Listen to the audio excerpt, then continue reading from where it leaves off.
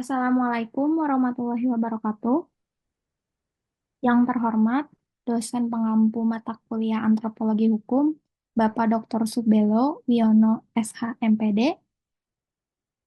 Kami dari kelompok 4 akan mempresentasikan mengenai keterkaitan antropologi dengan adat Batak. Sebelumnya, tugas ini disusun untuk memenuhi ujian akhir semester mata kuliah Antropologi Hukum. Perkenalkan, ada rekan saya.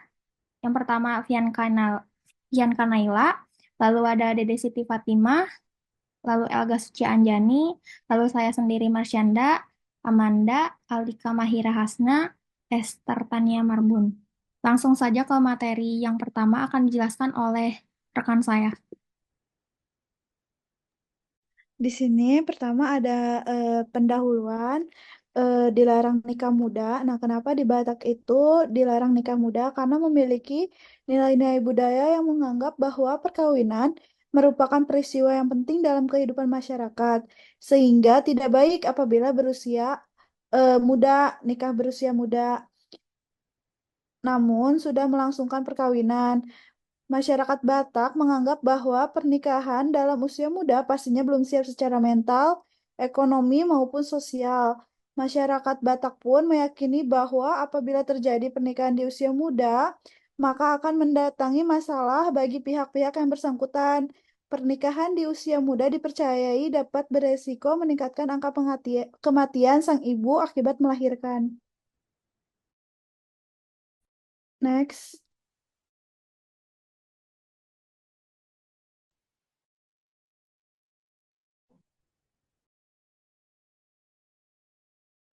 Selanjutnya akan dijelaskan oleh rekan saya. Selanjutnya di sini ada syarat perkawinan adat Batak. Yang pertama di sini dilarang nikah dengan orang bermarga sama. Kedua, dilarang marga marpadan untuk saling menikah dalam masyarakat Batak. Ketiga, dilarang menikahi anak perempuan dari Namboru. Dan terakhir, dilarang tidak boleh menikahi pariban.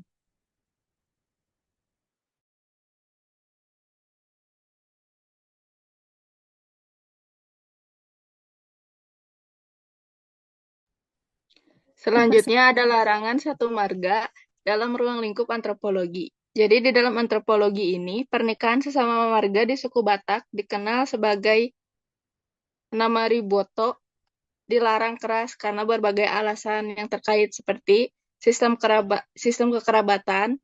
Pernikahan sesama marga berarti menikahi orang yang memiliki garis keturunan ayah yang sama, lalu struktur sosial dan solidaritas kelompok. Selanjutnya ada nilai-nilai dan norma simbolisme.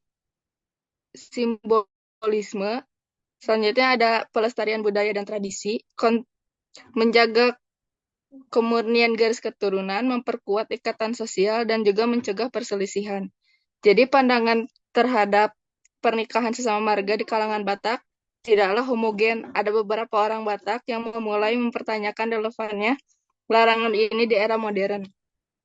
Selanjutnya.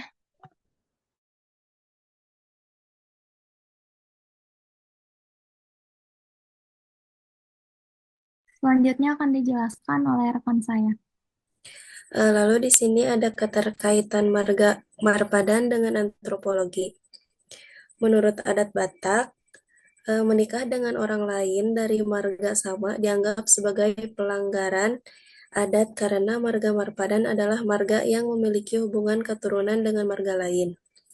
Marga marpadan tidak boleh menikah dengan marga lain seperti Manulang dan Panjaitan, Sinambela dan Pan, Sitorus dan Hutajulu dan Nababan, Silalahi dan Tampu Bolon, Siregar dan Nianggolan, Hutapea dan Pangaribuan dan lain sebagainya. Secara antropologi, marga marpadan dapat dilihat sebagai ilustrasi dari rangkaian nilai wawasan, mentalitas, dan sikap yang menjadi bagian dari kepribadian budaya etnis Batak. Rangkaian nilai ini mempengaruhi cara masyarakat Batak berinteraksi, memahami diri mereka sendiri, dan berhubungan dengan orang lain. Selain itu, Marga Marpadan menunjukkan bagaimana budaya Batak mempertahankan tradisi dan prinsip yang telah diwariskan dari nenek moyang melalui perjanjian dan komitmen yang dibuat antara satu sama lain. Dalam budaya Batak, Marga Marpadan berfungsi sebagai ikatan keluarga yang kuat dan membantu memelihara keberagaman dan ketahanan budaya dan sosial. Mereka juga menunjukkan sistem nilai wawasan, mentalitas, dan sikap yang menjadi bagian dari kepribadian budaya etnis Batak. Selanjutnya,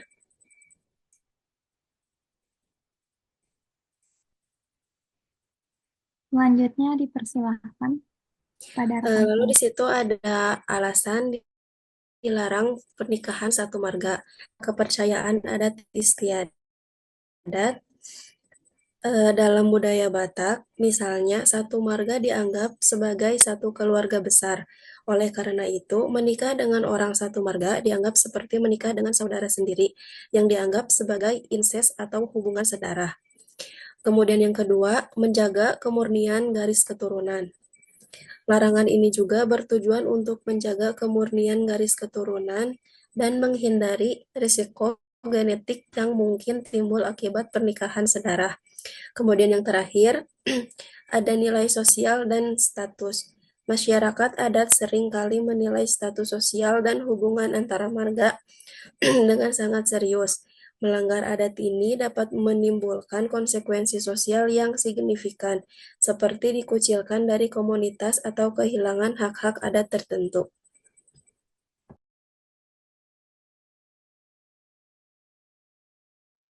Selanjutnya ada dampak larangan pernikahan semarga. Yang pertama ini ada dampak sosial dan komunitas. Nah, pelanggaran terhadap adat ini biasanya menyebabkan konflik dalam keluarga dan komunitas, serta mengakibatkan isolasi sosial bagi pasangan yang bersangkutan. Lalu yang kedua itu ada dampak kesehatan genetik. Larangan ini juga memiliki dasar ilmiah dalam upaya mengurangi kemungkinan penyakit genetik yang lebih tinggi pada keturunan dari pernikahan antar kerabat dekat. Lalu yang ketiga itu ada denda adat. Nah, mereka juga dapat dikenakan sanksi adat yang biasanya berupa hewan ternak atau materi lainnya sebagai bentuk kompensasi atas pelanggaran adat. Lalu ada krisis identitas yang mana anak-anak yang lahir dari pernikahan satu marga mungkin mengalami kesulitan dalam sosial dan identitas budaya mereka. Selanjutnya akan dijelaskan oleh rekan saya.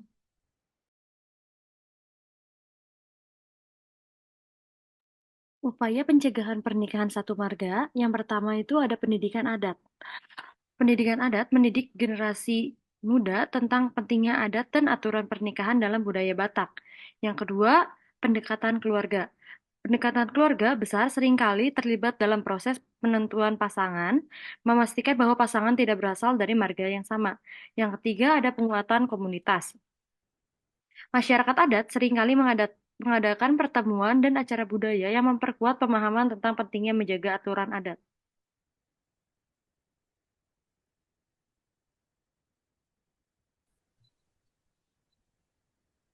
Selanjutnya ada kesimpulannya. Jadi kesimpulannya itu dalam konteks adat Batak, perkawinan bukan hanya sekedar peristiwa individu, tetapi juga merupakan cerminan dari struktur sosial, nilai budaya, dan sistem kekerabatan yang kompleks. Kajian antropologis terhadap perkawinan dalam masyarakat Batak mengungkapkan keterkaitannya yang erat antara praktik perkawinan dengan aspek-aspek budaya, agama, dan ekonomi dalam masyarakat tersebut. Nah, jadi kesimpulannya itu kajian antropologi terhadap perkawinan dalam adat Batak memberikan pemahaman mendalam tentang kompleksitas sistem kekerabatan, nilai budaya, dan perubahan sosial dalam masyarakat tersebut. Dengan memahami keterkaitan ini, kita dapat menghargai warisan budaya yang kaya dan merancang kebijakan yang sesuai untuk mendukung perkembangan masyarakat Batak secara holistik.